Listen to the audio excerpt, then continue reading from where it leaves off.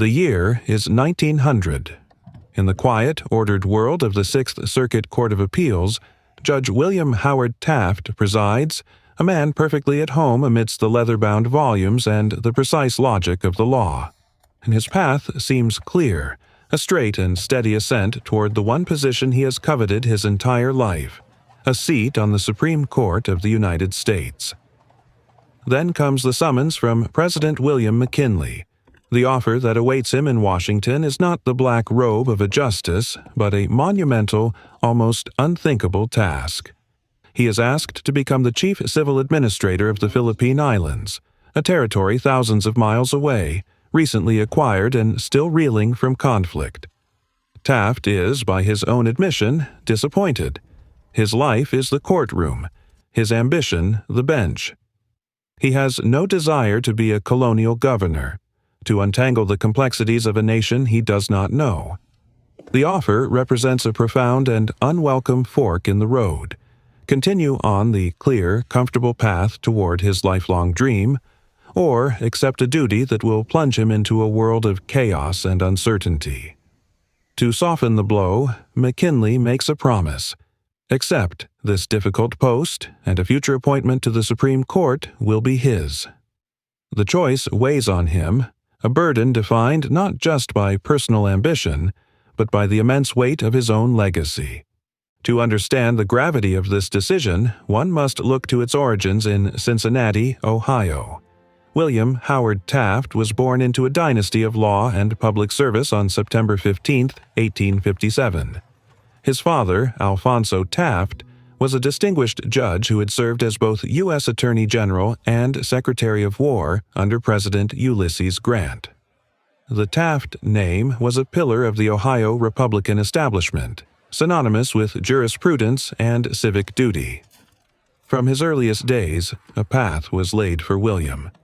He attended Woodward High School and then, in 1874, entered his father's alma mater, Yale College. There, the young Taft, already a large and imposing figure, was known not as a brilliant intellect but as a diligent and determined scholar. A classmate noted that he succeeded through sheer hard work rather than by being the smartest man in the room. Jovial and popular, he became an intramural heavyweight wrestling champion, a physical prowess that complemented his steady, reliable character. In a move that seemed to seal his destiny, he was elected to the secret society Skull and Bones, an organization his own father had co-founded, placing him in a lineage that would eventually include 3 U.S. presidents.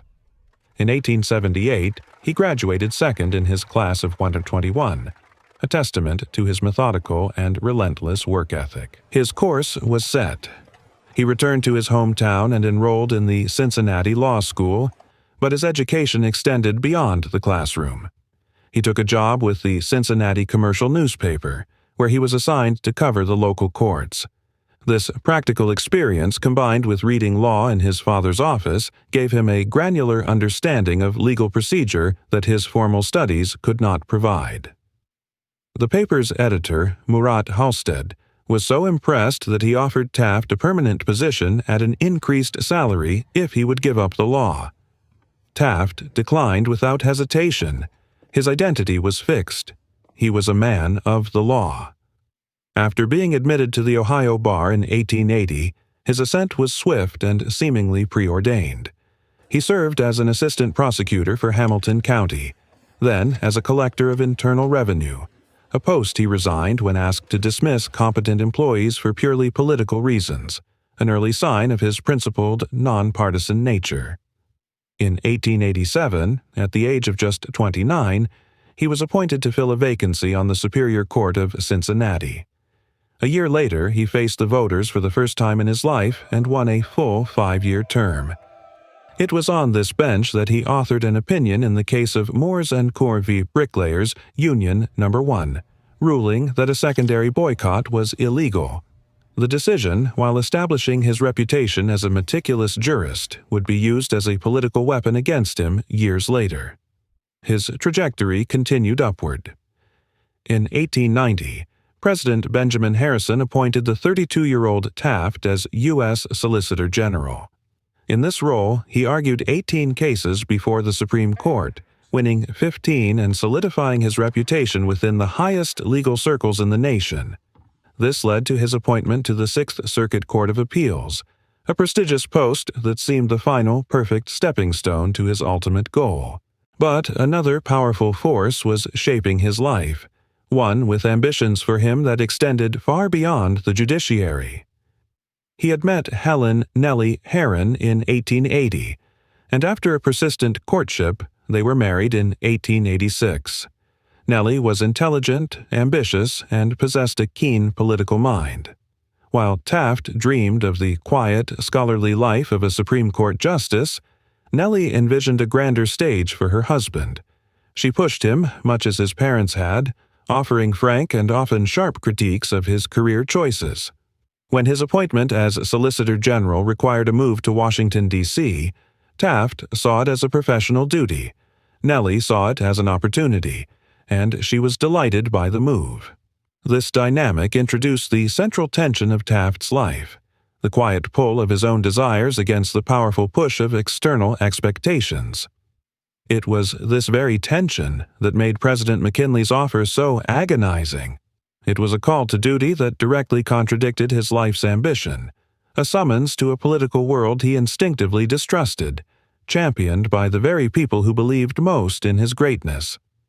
From the judge's bench, he was thrust into a world of colonial administration. William Howard Taft arrived in the Philippines in 1900 to take on what Theodore Roosevelt would later call a task of infinite difficulty. He found a nation deeply scarred by centuries of Spanish rule and the recent conflict with the United States. The atmosphere was thick with an inveterate distrust and suspicion of any foreign power. Taft's mission was one of profound delicacy, to transition the islands from a military government to a civilian one. This meant working alongside the U.S. Army, an institution that had just fought to control the archipelago, while simultaneously preparing to replace its authority. It was a situation ripe for friction, requiring a leader of immense diplomatic skill.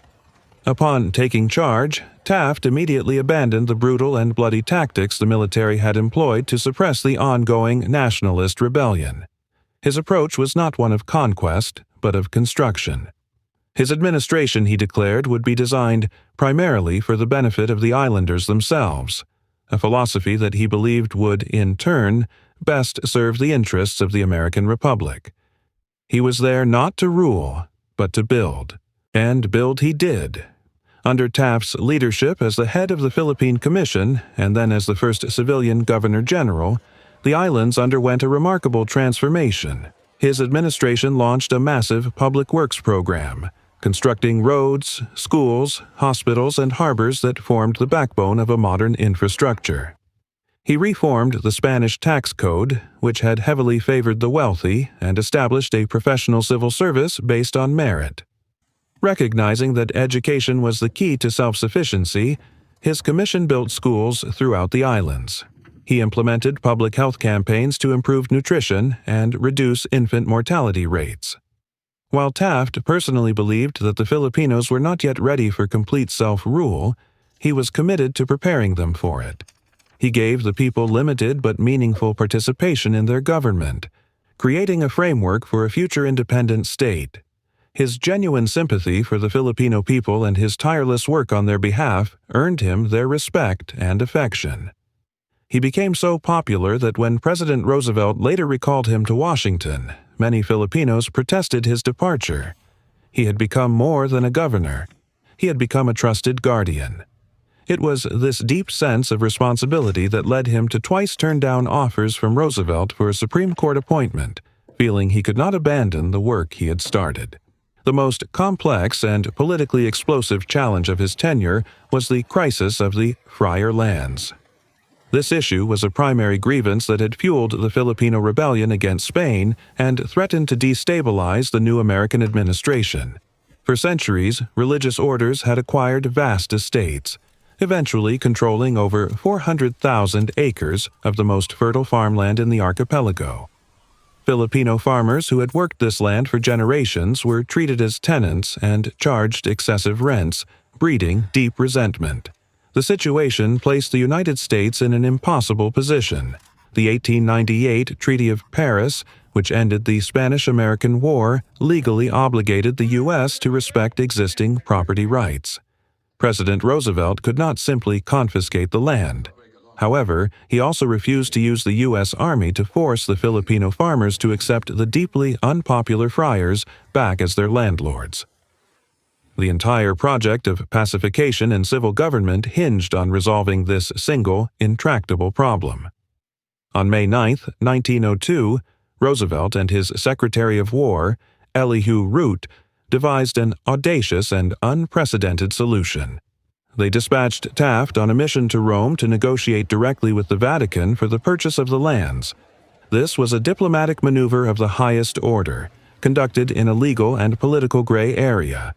The United States had no formal diplomatic relations with the Vatican and maintained a strict policy of separation between government and religious institutions. To navigate this, Secretary Root carefully framed Taft's errand as not in any sense or degree diplomatic in its nature, but will be purely a business matter of negotiation. It was a necessary fiction. Taft, a judge by trade, was sent to deal with an institution that viewed itself as a sovereign power on the world stage. He met with Pope Leo XIII to begin the delicate talks, which were later concluded with his successor, Pope Pius XIII. The negotiations were arduous, requiring all of Taft's legal acumen and patient diplomacy. Ultimately, a deal was struck. The United States government purchased the vast estates for over $7 million. The land was then sold on easy terms to more than 50,000 Filipino farmers, who could now own the property their families had worked for centuries. It was a masterful solution to a seemingly unsolvable problem, a pioneering act of American statecraft that secured Taft's legacy in the Philippines and demonstrated a skill set that went far beyond the courtroom. But the man who had pacified a nation was soon called home to serve his friend in the White House.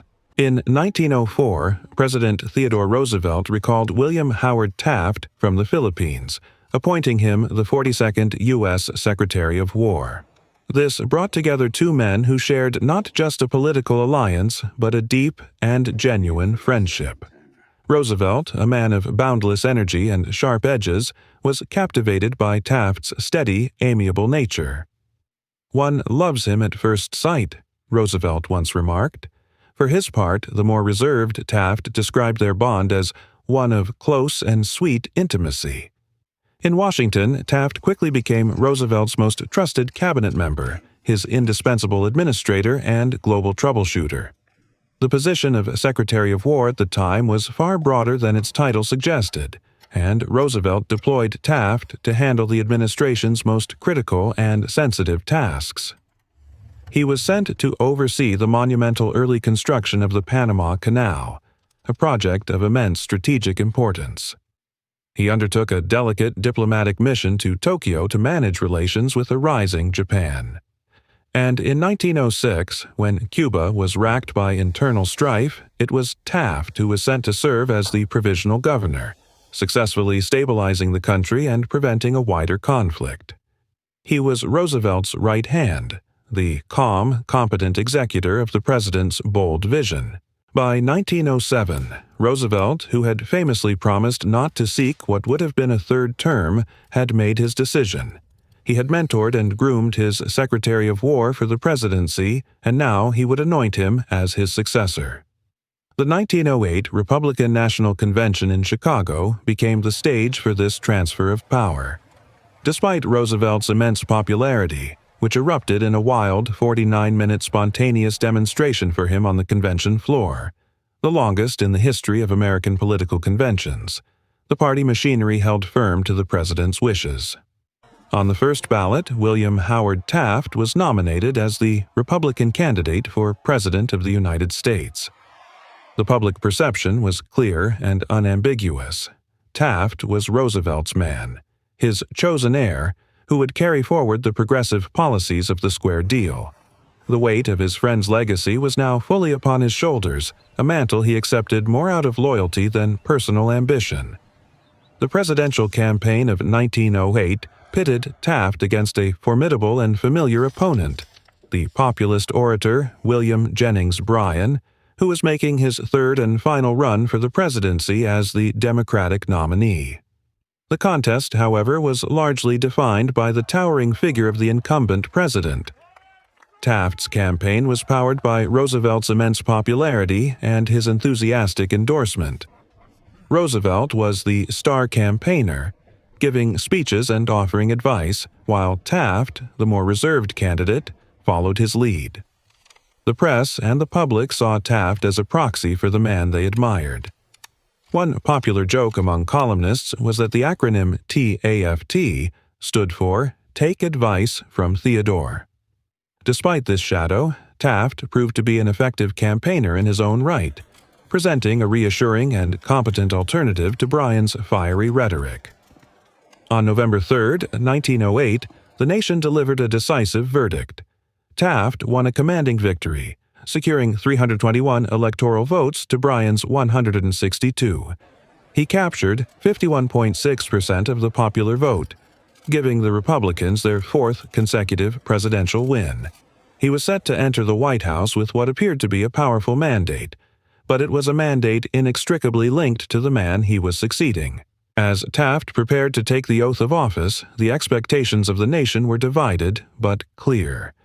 Progressives were pleased, believing that Taft would consolidate and institutionalize the reforms Roosevelt had begun. As they famously said, "Roosevelt has cut enough hay. Taft is the man to put it into the barn." Conservatives, meanwhile, were quietly delighted to be rid of the man they saw as the Mad Messiah, hoping Taft's calmer demeanor would bring a more predictable style of governance. Taft himself was acutely aware of the fundamental differences between him and his predecessor. He was a jurist at heart, a man who revered the Constitution and believed in the strict separation of powers.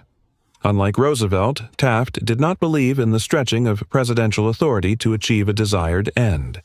He once commented with telling precision that Roosevelt ought more often to have admitted the legal way of reaching the same ends. This was not merely a stylistic difference, it was a profound philosophical divide. It set the stage for the central conflict of his presidency, the inevitable and tragic collision between the public's expectation of another Theodore Roosevelt and William Howard Taft's unwavering commitment to the letter of the law. But the man who inherited Roosevelt's chair was not Roosevelt.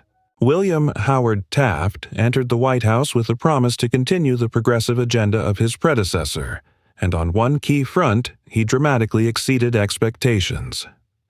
In the arena of antitrust enforcement, Taft proved to be a far more aggressive trust buster than the man who had earned that famous moniker.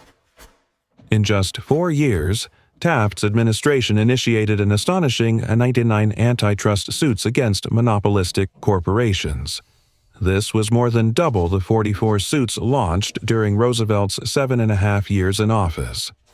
Working with his Attorney General, George Wickersham, Taft secured landmark victories that reshaped the American economy.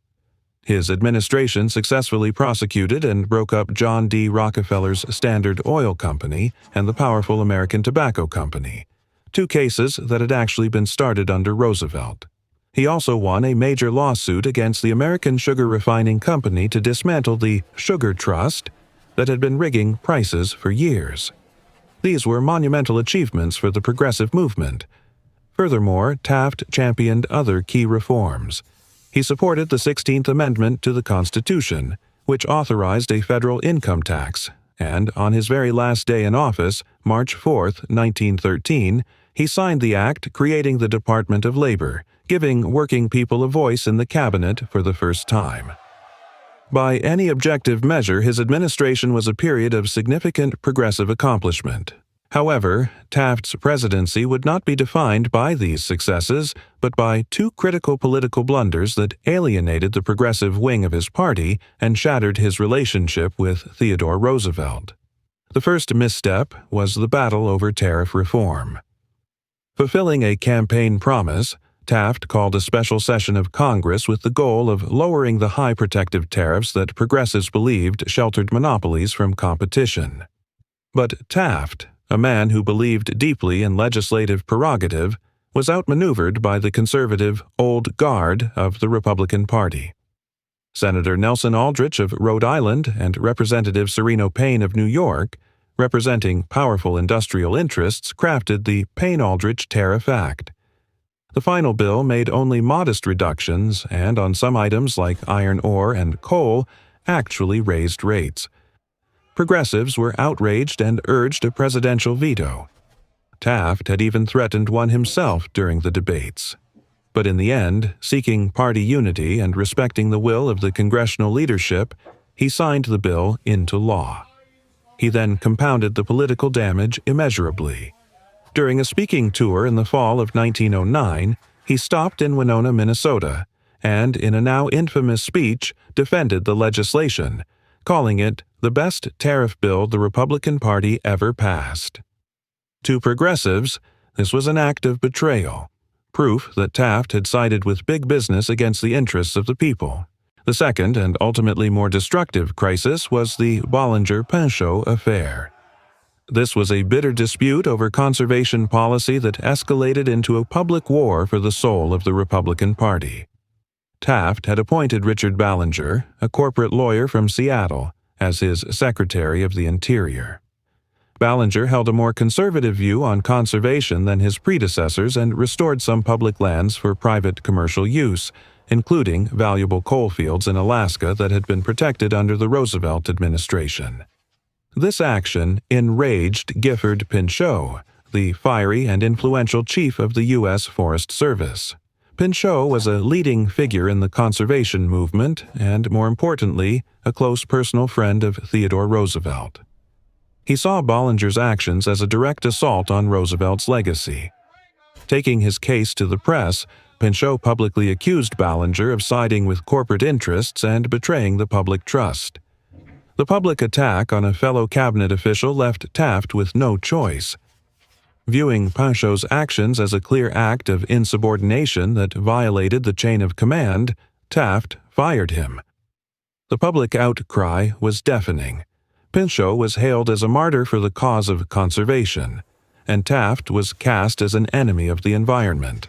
The affair drove what one historian called an inseparable wedge between Taft and Roosevelt, who was furious over the dismissal of his friend. The break, when it came, was total. Roosevelt returned from a year-long trip abroad to find his party fractured and his chosen successor under siege from his own progressive allies. The final straw for Roosevelt was Taft's decision to file an antitrust suit against U.S. Steel. While this was consistent with Taft's vigorous trust-busting policy, U.S. Steel was a corporation whose 1907 merger Roosevelt had personally investigated and approved while president. To Roosevelt, this was not just a policy disagreement, it was a personal rebuke, an implicit condemnation of his own judgment. He now saw Taft as a man who had betrayed his trust, a legalistic drone unable to distinguish between good trusts and bad trusts. The former friends became bitter public enemies. Roosevelt began openly criticizing Taft, and in 1912 he declared that "my hat is in the ring" for the Republican presidential nomination. The battle that would destroy Taft's presidency and tear the Republican Party apart had begun. In a voice shaking with emotion, Taft told a reporter, "Roosevelt was my closest friend." This friendship, however, was not the only thing of immense size associated with his presidency. William Howard Taft was a man of immense physical stature, a characteristic that became a subject of intense public fascination and commentary throughout his career. Standing at 5 feet 11.5 inches, he weighed over 300 pounds when he entered the White House and, at his peak, reached a weight of approximately 340 pounds. His college nickname had been Big Lub, and his size was as much a part of his public persona as his famous joviality. This was not just a private matter, it was a public fact that shaped his image, making him the subject of countless newspaper articles, editorial cartoons, and jokes. While Taft largely accepted his size with good humor, It presented a series of practical, logistical challenges for the institutions he inhabited, none more so than the executive mansion itself. The White House, a building designed in the late 18th century, was simply not equipped to accommodate a resident of his proportions. The problem was most acute in the presidential bathrooms. The existing bathtubs were standard for the era, which meant they were far too small for the 27th president. This was not a question of luxury or presidential perk, but one of basic necessity and comfort. The issue became apparent even before Taft took the oath of office. In early 1909, while the president-elect was traveling aboard the warship USS North Carolina to inspect the progress of the Panama Canal, the ship's captain realized the vessel's facilities were inadequate. A formal request was made for a special, oversized bathtub capable of holding the heftiest man ever elected to the nation's highest office. This pre-inaugural predicament foreshadowed the necessary modifications that would have to be made at 1600 Pennsylvania Avenue. The White House staff, preparing for the arrival of the new first family, understood that a custom solution was required. The task of procuring a suitable bathing vessel for the incoming president became a serious, if unusual, priority. The search for a Taft-size basin proved fruitless. No such item existed in any manufacturer's stock. The solution required a special commission. The contract was awarded to the J.L. Mott Iron Works of Manhattan, a prominent manufacturer of plumbing fixtures. The company was tasked with a unique challenge: to design and craft the largest solid porcelain bathtub ever made for a single individual. The result was a marvel of ceramic engineering. The finished tub was a behemoth, more akin to a small boat than a piece of plumbing. Its dimensions were astounding. It measured more than 7 feet long and 41 inches wide. It was so massive and dense that it weighed, quite literally, a ton, approximately 2,000 pounds. The scale of the object was so impressive that it became a point of pride for its creators and a source of wonder for the public. Newspapers reported on the creation of this pond-like presidential bathtub, and its installation was a topic of considerable interest. It was a tangible symbol of the man himself, grand, solid, and larger than life. Getting the 1-ton tub into the White House was an engineering feat in its own right. The process was a major undertaking, requiring careful planning and significant structural work. The floor of the second-floor bathroom had to be specially reinforced with heavy support beams to bear the immense weight of the porcelain vessel and the water it would hold. This remarkable installation, however, was not an isolated event. It was part of a broader modernization of the executive mansion that took place under Taft's direction. A man with a keen interest in administration and efficiency, Taft left a lasting physical mark on the White House. He recognized that the presidency was outgrowing its 19th century home. He had the original White House stables converted into a 4-car garage to house the first fleet of presidential automobiles, ushering the presidency into the motor age. And in what was his most significant and enduring architectural contribution, in October 1909, Taft ordered the construction of the very first Oval Office in the newly expanded West Wing, creating the iconic workspace that has served as the symbolic center of American power ever since. The custom-built bathtub, therefore, was more than a curiosity. It was a piece of a larger project to adapt a historic institution to meet the concrete needs of a modern 20th century presidency. But the true story of this massive tub would soon be overshadowed by a myth that would follow Taft for the rest of history. Of all the stories told about William Howard Taft, the trustbuster, the colonial administrator, the only man to serve as both president and chief justice, one has eclipsed all others in the popular imagination. It is the legend that the 27th president, topping the scales at over 350 pounds, once became so firmly wedged in the White House bathtub that he required a team of aides to physically pull him out. The story is simple, visual, and slightly embarrassing, which has given it a remarkable staying power. For many Americans, it is the first, and often the only, thing they know about Taft, reducing a complex historical figure to a single, comical punchline. The tale has been repeated for generations, a piece of presidential lore passed down as fact. But for a story so famous, a simple question must be asked: is it actually true? A thorough search of the historical record reveals a startling fact. There is absolutely no contemporary documentary evidence to support the story. No letters from Taft or his family, no diary entries from White House staff, and no newspaper reports from his time in office between 1909 and 1913 ever mention such an incident. For an event so memorable, its absence from the contemporary record is profound. The trail for the story's origin leads to a single source, published long after Taft had left the political stage. The tale first surfaced in 1934 in a memoir titled 42 Years in the White House, written by the longtime chief usher, Ike Hoover.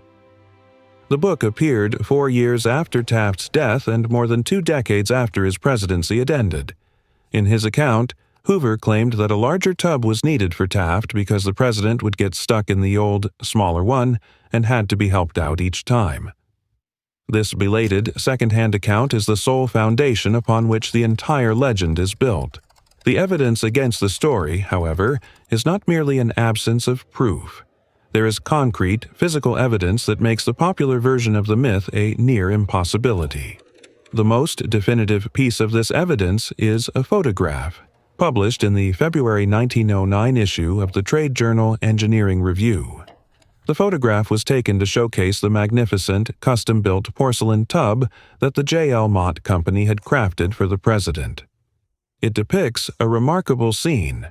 4 grown men, all fully dressed, sitting comfortably together inside the single, massive basin. The image demonstrates the tub's colossal scale more effectively than any written description. It leads to an inescapable and logical conclusion. It is physically impossible for one man, no matter his size, to become stuck in a bathtub that can easily accommodate 4. The very piece of hardware at the center of the myth is the thing that most definitively debunks it. Taft could not have gotten stuck in his famous White House bathtub. So where did such a specific and enduring story come from? Like many powerful myths, it appears to be a conflation of different facts, likely embellished over time, but rooted in a small kernel of truth. The likely source of the legend was a separate, documented, and equally comical bathing incident that occurred not in the White House, but years after Taft's presidency. In 1915, the former president was staying as a guest at a hotel in Cape May, New Jersey. There, as a newspaper later reported, he failed properly to consider the size of the average seashore hotel bathtub. When the immense Taft lowered himself into the comparatively tiny tub, the laws of physics took over. A tremendous volume of water was displaced, flooding the bathroom floor. The deluge was so significant that it began to seep through the floorboards and trickle down onto the heads of startled guests eating in the dining room directly below. The next morning, Taft himself acknowledged the mishap with his characteristic good humor. Gazing out at the vast Atlantic Ocean, he reportedly quipped to his companions, "I'll get a piece of that fenced in someday. And then, when I venture in, there won't be any overflow.